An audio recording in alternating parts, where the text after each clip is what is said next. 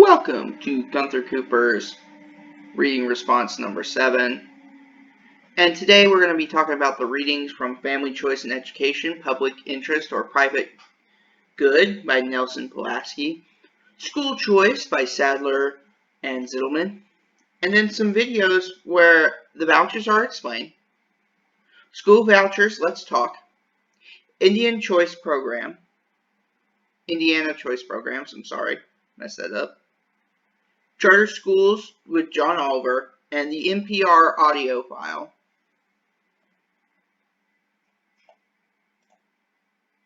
So let's start off by talking about vouchers. And I think vouchers are very important for, states to let the parents decide. So in this correlation of pictures, I've actually explained what vouchers do.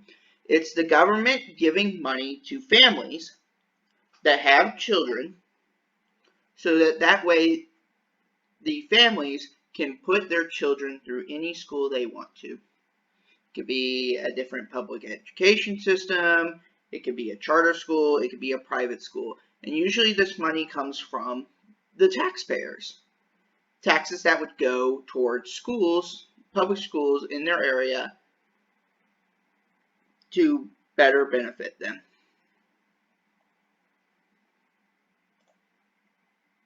I kind of found this interesting, so I wanted to talk about it. In Ohio, the senators, they had a big discussion about whether vouchers are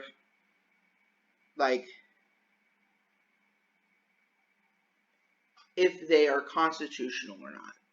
And senators voted 5-4, 5 supporting, 4 against, to support the idea of vouchers because it was the parents' choice. And I think that's very important. So when we're talking about parents' choice, we're also talking about vouchers being kind of like a social justice, in where the parents get to choose where their kids go. So where can they go with the vouchers? Well, the number one option right here is public charter schools. They can go to different charter schools that have different ways of teaching. I'm going to talk about that later, but I think vouchers were the best step to talk about first. For number 2, you have you have private schools. So here's an example of private school. And number 3, you can actually go to a different district's high school. Not high school, but, a different district's public school. Sorry, let me enunciate that better. So all the money that they would make goes to that school. And this comes from the readings and also from the videos themselves, the Ohio and the different schools they can attend to comes from the readings and the writings. So, the readings and the audios, I'm sorry. So let's talk about the pros and cons, because I think this video desperately needs some pros and some cons, especially since they brought up the pros and brought up the cons. So the pros were that low-income families get to choose where their kids go to school, rather than back in the 1800s, if you were rich, you got to go to private school, you got to go to charter schools, you got to go to all these different schools. And if you were poor, you basically had 3 years of education, that's it. Another point, children can go into a school with a better education. So, for example, sometimes the parents want to put them into Catholic school, and the Catholic will raise their reading level up. It is one of the points that the Indiana voucher schools video was talking about. And so I wanted to bring up and address it to that. And parents can let them go into a school that supports their religion. I know I have a few typos on this, and this is how I meant it to sound, but parents can choose whether their kids will go and support their religion. So, like, for example, if they're Muslim parents, they can actually send their kids to a school that caters to Muslim students. The cons of this: the economies of the public schools get messed up because you're removing students, which removes money from public schools. Private schools are allowed to cherry pick their students. So if a kid is doing horribly academically, they can be pushed aside. Because remember, private schools and charter schools are a business. They're not technically schools. So you got to remember that. Okay, video got stuck. Choice makes public schools worse because now you're taking away all the money that they have. So now they can't, let students go on to field trips. They can't, explore different areas. They can't have better teachers. And so there's the problem. I'm trying to get my video editor. So if my mouse is moving constantly, it's because of that.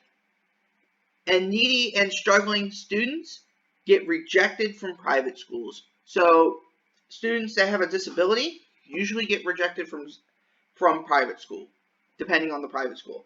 For instance, that going back to the Indiana private schools video, where they talk about a bunch of kids who have a learning disability and they can't read above a certain level. Sorry, I got the hiccups.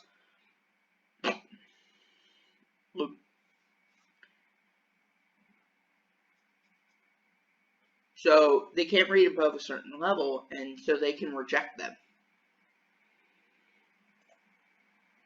I just want to bring up a quote. This is from the Indiana Choice Programs. I still spelt it wrong by accident.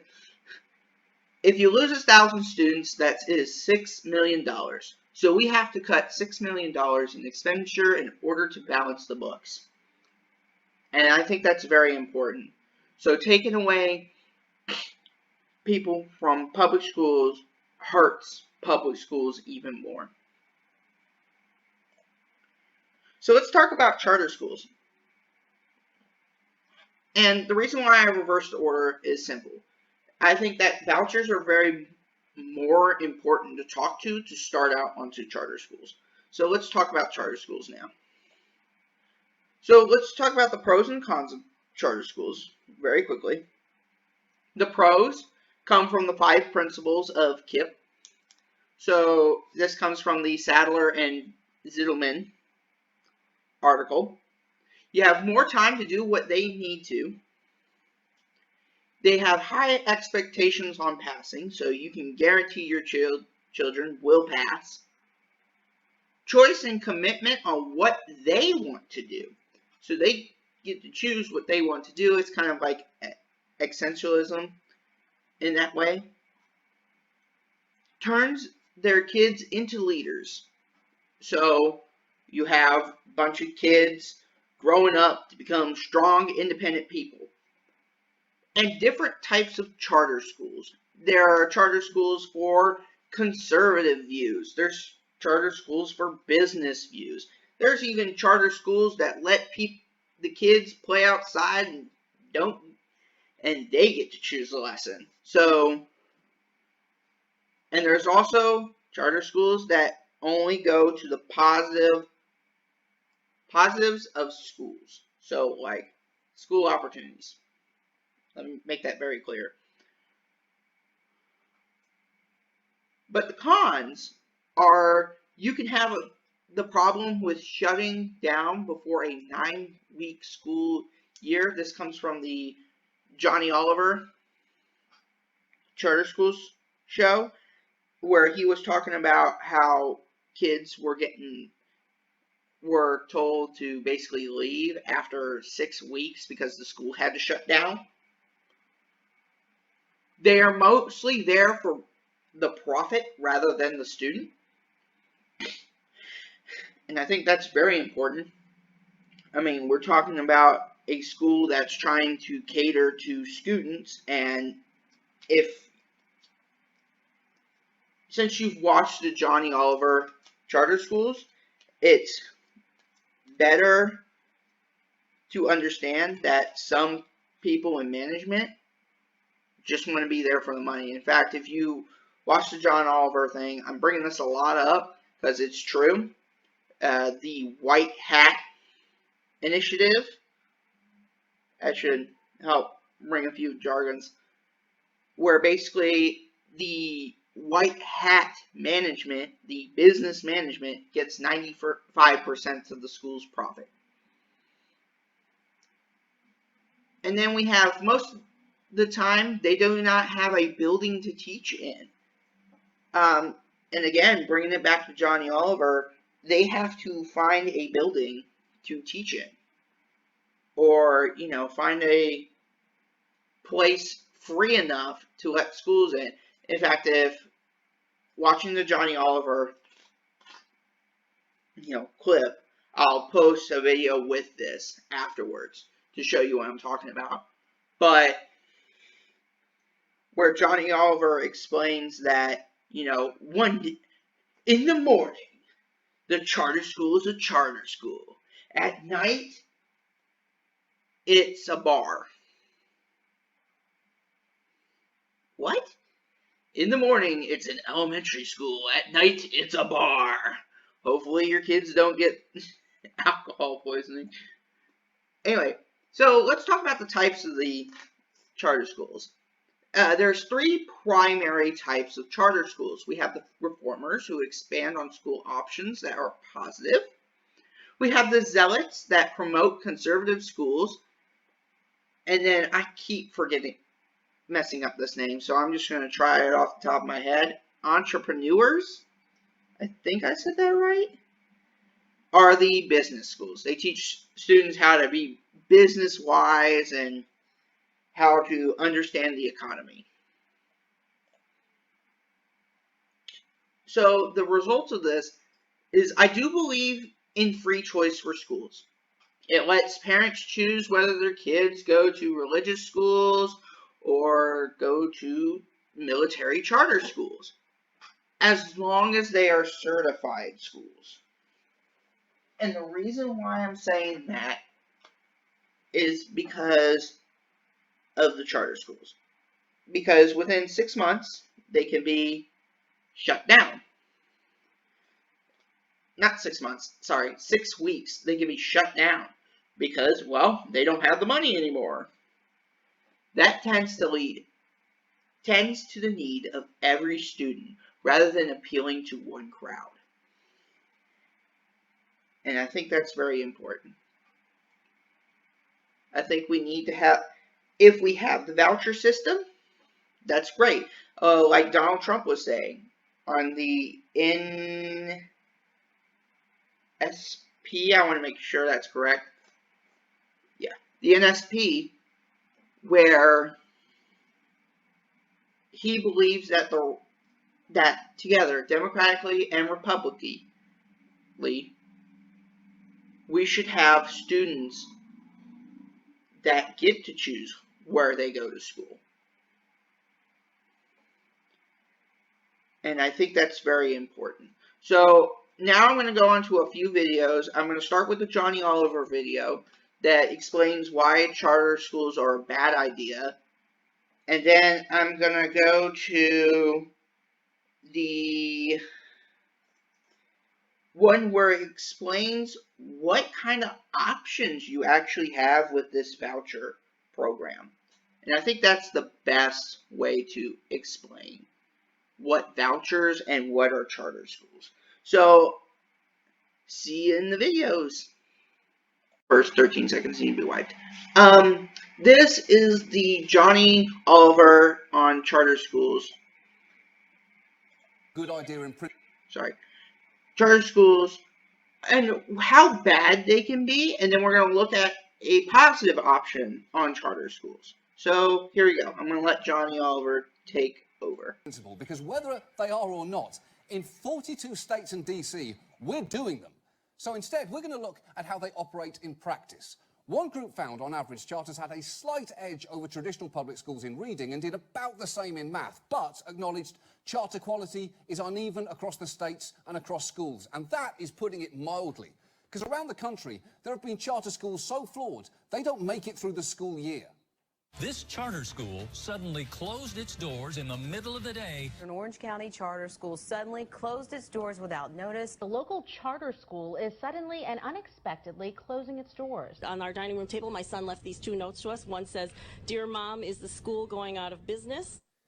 Yes, you are right. That kid spelled business, biznos, which I'd argue is a much better way to spell it. Now that school was actually shut down just 6 weeks into the school year, so to be honest, they probably should have been much better at biznos. And charters in some states can have an alarming failure rate. 2 years ago, a Florida paper found that since 2008, 119 charter schools had closed there, 14 of which had never even finished their first school year. So 14 schools in Florida were outlasted by NBC's Mysteries of Laura, a show which once ended an episode like this. I have a hot date tonight. With who? Threesome, actually.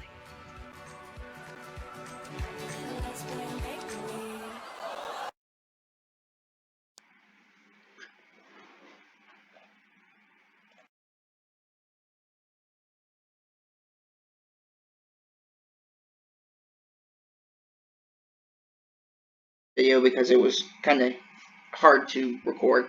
But anyway, we're going to talk about the second point. He's going to talk about it, how some charter schools don't even spend the money on the students. So let's hear him out. Paying for extra pepperoni like a normal person.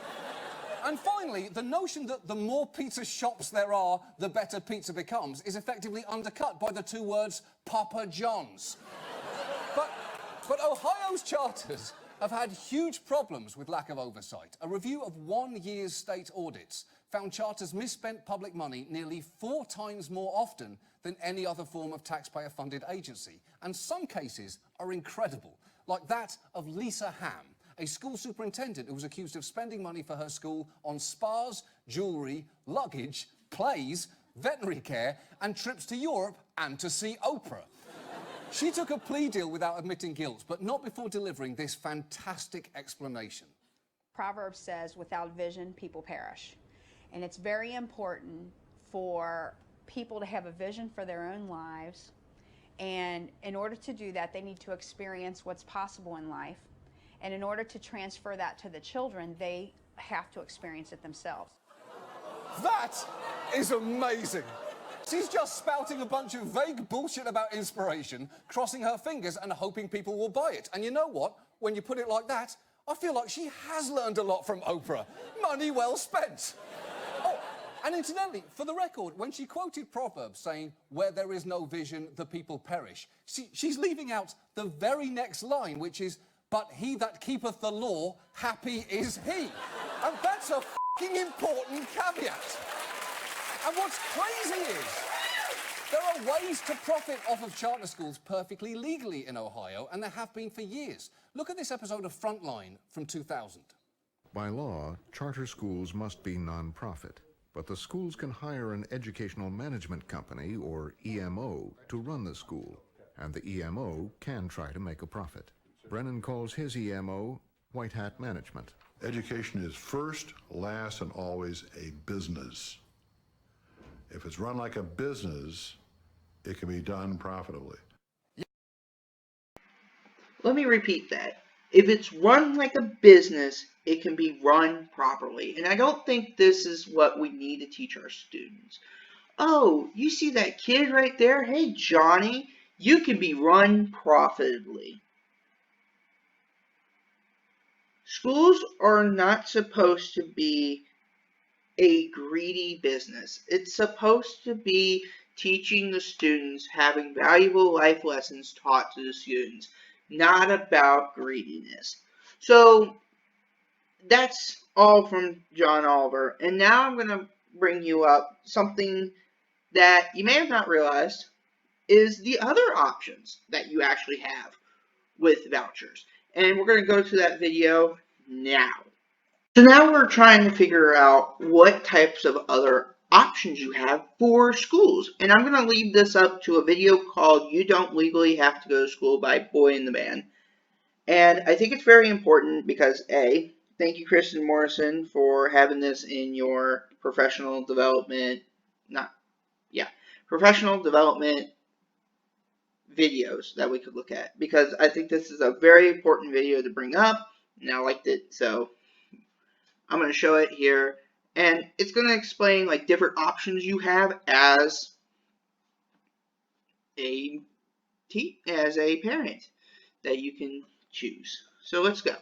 Awesome, but I was like, I don't know, man, would you actually be able to make a living doing that? Well, since homeschoolers on average outperform their counterparts in the public schools by over 30 percentile points in all subjects, yes, a considerably better one. But the problem is, not every parent can homeschool. Some parents have full-time work, so they'd find it hard. And some parents are dead, so they'd find it really hard. So I was like, if those aren't scalable, is there a school version of unschooling? Then I found something that made me proper O_O. After asking on Facebook for some help with researching alternatives, someone messaged me saying they went to a Sudbury school. Now, it turns out there's quite a few of these Sudbury schools, and they are very, very different to what I remember. There's no testing, no homework, no set times for lessons, no syllabus, and the part which properly made my jaw drop, all the students and staff are part of a democracy where everyone has an equal vote in decisions. In other words, a 5-year-old student has the same power in the school as a staff member. I was like, whoa, I gotta know more about this, so I asked this girl if we could Skype. The first thing I wanted to know was, what's it like? Like, coming from a conventional school, how is that transition? Usually, if you've been in public schools for a while, it takes you 2 years to figure out that your time is really your own and that you can learn whatever you want. You spend a couple days, weeks doing nothing but reading books and watching TV until there's this moment, we call it bored is good. Whenever you're bored, that's when it really hits you what you want to do. It's all self-directed. That whole idea just fascinated me. So is literally nothing mandatory? There are things that are mandatory. You are required to sign in and sign out every day because there are state requirements that you have to be at school for a certain amount of time, and you're required to do a chore each day. And you can choose to opt out of a chore by paying a certain amount of money. Wait, what? Like real money? A really nice thing in my mind is that there's a free market. So students can bring in popsicles and sell them to the other students, which is, I use popsicles as an example because that was a very successful business at Circle School for a while. The student would buy those bulk kind of popsicle stick things that you freeze, and he would sell them for 25 cents. And he earned a lot of money at 7 years old. And so before he did that, he had to put the motion into school meeting. So he had to go that week, and then he had to go the next week because all motions receive 2 readings. So that is also learning time management skills, planning skills, paperwork skills. So in a Sudbury school, this 7-year-old gets experience in applying for permission to do business and being an entrepreneur. If the same So that's what Sudbury schools do. But let's go to a different school let's go to charter schools. If I can find it. Just give me a second. Oh, right there. So let's go to charter schools. Here it is. to be financially independent. So there are alternative schools that can benefit even the most aggressive people by being less controlling. But then I had the thought, I bet these Sudbury schools are expensive private schools. It probably costs their parents to send their kids there. And I was right, the annual fees for day pupils are around £4,000 to £9,000. But then I had the thought, well, how much does the government spend on each pupil's education in normal schools? So I lost 3 more games and I looked it up. Around £4,000 to £9,000. The average across England is around 4,500. And it's around that for other countries too. I found this study saying these countries on average spend just over $9,000 per student. Now, unless I've missed something, which is entirely possible, I'm not an expert, I am just a rapper, geez, I don't know. If these governments wanted to, they could choose to implement an alternative system and they wouldn't be paying any more than they currently are. So are there any schools like that which the government does fund without us having to organise a massive campaign to change the system? Come on, man, that sounds like a lot of work. Kinda. There are charter schools. Schools that receive government funding but don't have the same system as conventional schools. I was having a really hard time trying to pin down what exactly exactly they do differently until I found this video. When I heard some parents talking about charter schools, I was all ears. One woman says, "I've heard charter schools are fantastic, but they're impossible to get into." And then another one says, "No way, don't you read the paper? They're all fronts for stealing government money." And then this dad chimes in, "Oh, come on, supposedly they have really high test scores, but they're insanely strict." Ugh, I needed to find out for myself. Wait, hang on a sec. Ugh? Ugh, I needed to find out for myself. Hey, voice actress lady, I think you mean ugh. Ugh. What are you, a caveman? Ugh. All the other hunters in the tribe were saying there were bison nearby, but ugh. I needed to find out for myself. What were we talking about? Oh, charter schools. They can be everything from your child working at the computer at home to a big brick and mortar school where the kids wear uniforms, and some where they even go to school on Saturdays, and everything in between. Everything in between? What does that even mean? That's like the least specific piece of crap. Ugh, God damn it, this video wasn't going to tell me what they were. Ugh. I needed to find out for myself. There are lots of other totally different types of charter schools with varying degrees of freedom. Like Ugh Lady mentioned, there was an online version of normal school, which turned out to be significantly worse than a regular school for students' maths and reading scores. There are specialist schools, like ones that focus mainly on teaching music or something. And there are Montessori schools. Damn it, I've heard of that. Where did I hear that? Oh yeah, Kanye West. But let me clarify one thing. I'm the king of education reform rap, Kanye. Step off my niche, you little beast. That's how you do slant rhyme. Apart from celebrity endorsements, Montessori schools have a few distinctive aspects to them. There's mixed-aged classrooms. Instead of being told what lesson to do, students can choose what to do from a list of options. You're allowed to move around the classroom as much as you want. To me, it comes across as kind of a halfway point between the complete freedom of Sudbury schools and the strictly structured standard schools. Strictly structured standard schools. Strictly structured standard schools. Strictly structured standard schools. Yes. So some of these systems sound freaking awesome, but the skeptical part of my brain started to wonder if they actually had evidence saying how they were compared to normal schools. Because parents don't only send their kids to school because they think it's the law, unless they suck. So why do parents send their kids to school? That conversation might go something like, "Daddy, why do I have to go to school?" To get in a good university. Why? To get a good degree. Why? To get a good job. Christ, Billy, can't you just let me read the paper and go? Sorry for letting that play a little bit too long, but hopefully that explains what kind of options there are for like different choices for parents. And so I just want to leave on that, giving parents options while also catering to the assignment that way had. And so thank you for joining me. And like always, be happy, be smiley. Anyway, bye.